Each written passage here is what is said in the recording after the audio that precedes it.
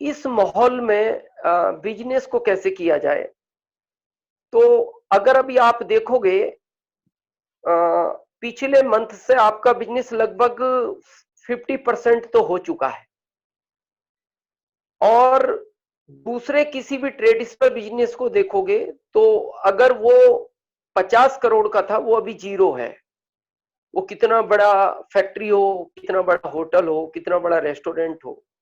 अ, सबसे मेन हमारे यहाँ सिल्वर और गोल्ड का व्यापार होता है। कई बार आप मीटिंगों में सुनते हो मेरे से, मेरा एक दोस्त है गेल्ड ज्वेलर, वो मतलब डेली का लगभग 4-5 लाख रुपए की था, वो अभी घर में बैठा है। और जैसी आदमी की इनकम होती है वैसे खर्चे बढ़ जाते हैं, तो मतलब वो बहुत परेशानी के दौर से गुजर रहे हैं। तो डीएसएम, जो लोग अभी तक सीरियस नहीं थे डीएसएम के प्रति, तो शायद इस प्राकृतिक ने उनको सिखाया कि डीएसएम का कितना बड़ा रोल है। हमारा घर में रह के भी 50% व्यापार हो रहा है। अब थोड़ा सा अब इस बिजनेस को कैसे बढ़ाया जाए, हम उस टॉपिक पे बात करते हैं। अभी हम थोड़ा सा आरसीएम को बिल्कुल अलग करते हैं। सुरेंद्र जी आप सुन रहे हैं ना? तो हेलो सुरेंद्र जी। जी सर, सुन रहा हूँ, कंटिन्यू सर। हाँ, तो मैं अभी आपसे जो प्रश्न पूछूंगा ये लोग आप उस प्रश्न का उत्तर देना ताकि इन लोगों तक। अभी हम आरसीएम को बिल्कुल अलग करते हैं। जी अभी मैं आपसे एक प्रश्न पूछता हूं, अगर आरसीएम सिस्टम ज्वाइन में हम समझ लो कि अभी जो 500 लोग हैं जी। उनका आरसीएम से कुछ देना नहीं है, इस लॉकडाउन में अभी आप घर की जरूरत का सामान कहां से लेने जाते? अभी तो आरसीएम पिकअप सेंटर से, नहीं जो भी नहीं, हमारे आरसीएम को छोड़ दो, आरसीएम अच्छा। में, आरसीएम सिस्टम में हम लोग नहीं है 500, ये समझ लो। जी जी जी।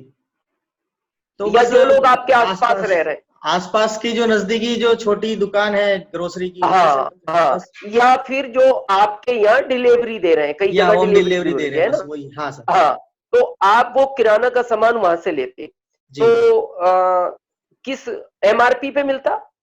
या एमआरपी अभी तो, बल्कि एमआरपी से भी कुछ लोग तो ज्यादा ले रहे हैं अभी की हाँ, पोजीशन ज्यादा ले रहे हैं। में। जी हाँ बिल्कुल बिल्कुल, वही मैं कह रहा हूँ, क्योंकि कल मैंने मंगाया तो जी सर। एमआरपी से लगभग 4% उसने ज्यादा लिया और उसने कहा सर चाहिए तो ले लो, और बहुत ज्यादा डिमांड है और मेरे पास प्रोडक्ट भी नहीं है।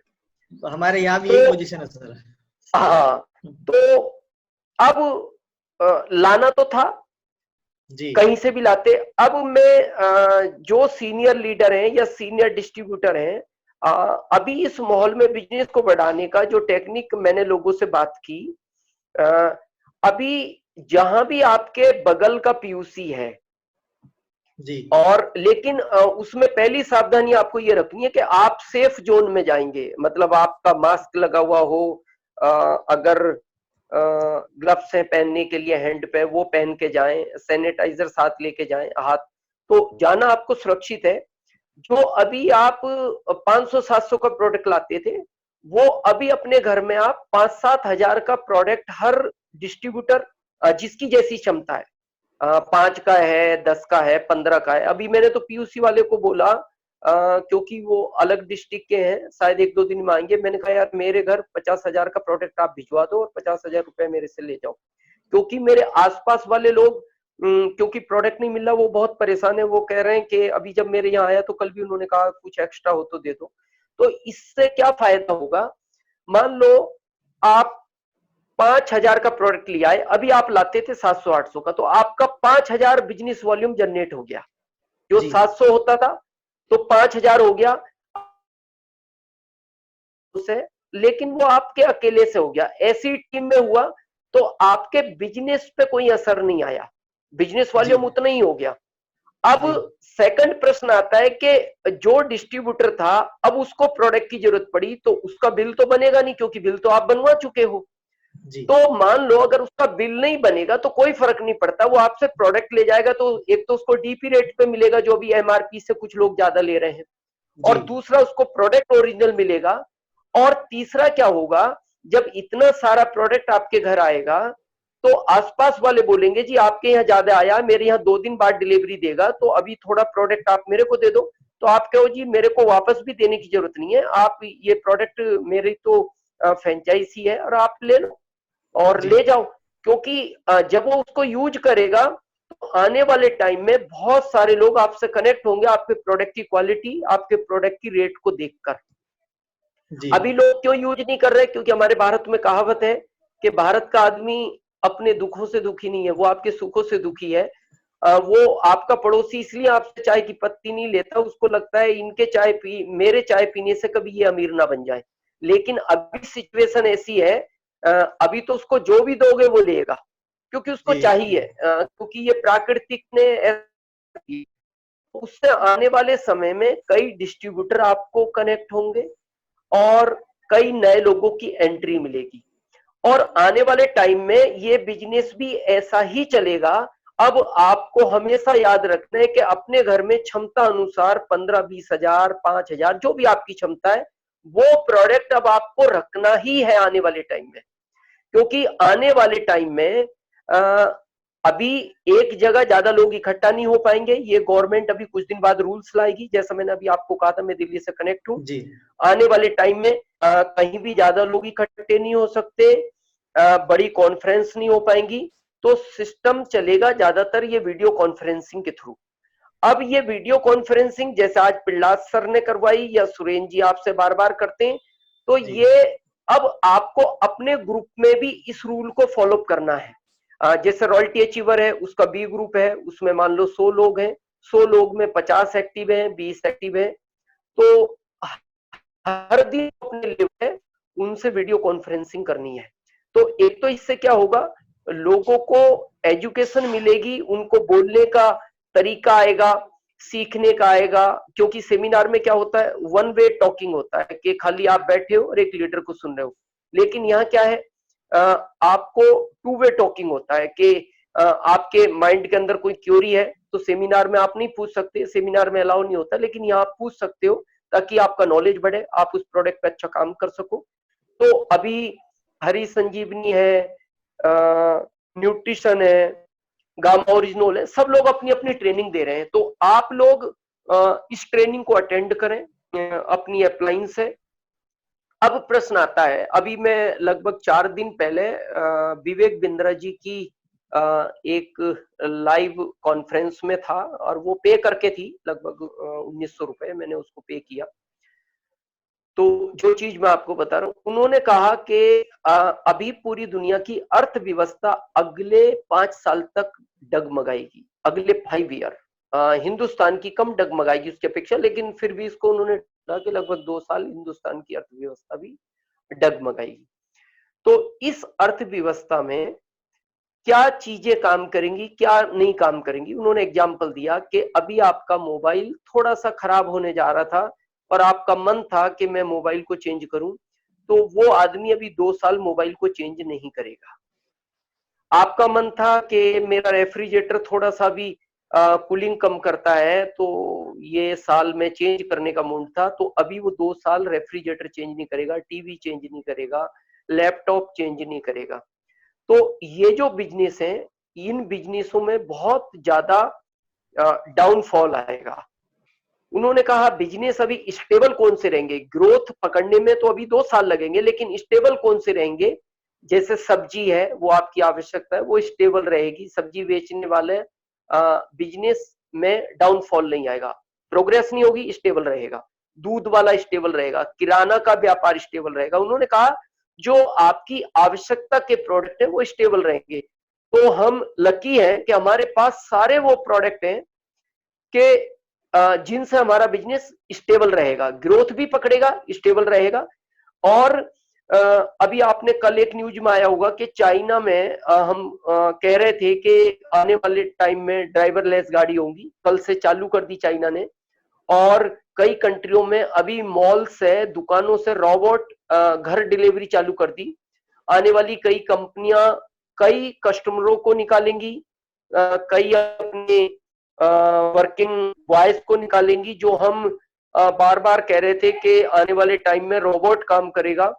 तो पहले तो हो सकता था 5 साल बाद करता, लेकिन अब ज्यादातर कंपनियां ऑटो प्लांट करेंगी और बहुत सारी चीजों को इन्हीं सिस्टमों से जोड़ेंगी डिजिटल से, ताकि उनका काम ना रुके। तो कहने का मतलब यह है कि आने वाले समय में लगभग 40% लोग आपको रेडीमेड मिलेंगे डीएसएम करने के लिए, जो परेशान होंगे दूसरे अपने व्यापारों से। लेकिन अब प्रश्न आता है किसको मिलेंगे? जो इस माहौल में एक्टिव रहेगा, जो इस माहौल में चार्ज रहेगा। क्योंकि कॉन्फिडेंस लेवल अगर आपका कम होता है, और मैंने इसीलिए आपको कहा कि आपका शेड्यूल बनाओ, पर डे आपको 1 घंटा लर्निंग करनी है, जो भी आपकी अपलाइन वीडियो देखने का कहे, ऑडियो सुनने का कहे, या जो भी बुक को रिकमेंड करे, उसको आपको डेली 1 घंटे और आधा घंटा, कम से कम वैसे तो 1 घंटा करना चाहिए, वो व्यायाम करना है।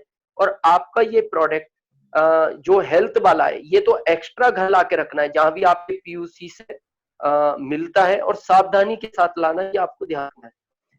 अब प्रश्न आता है कि कॉन्फिडेंस लेवल, अभी क्योंकि ऐसे टाइम में बहुत सारे लोग आपको तरह तरह की बात करेंगे कि भाई आगे पता नहीं कंपनी क्या विचार करेगी और कैसे होगा, पता नहीं, बहुत लोग आपका साथ छोड़ देंगे, अपलाइन है, पता नहीं, बहुत सारा।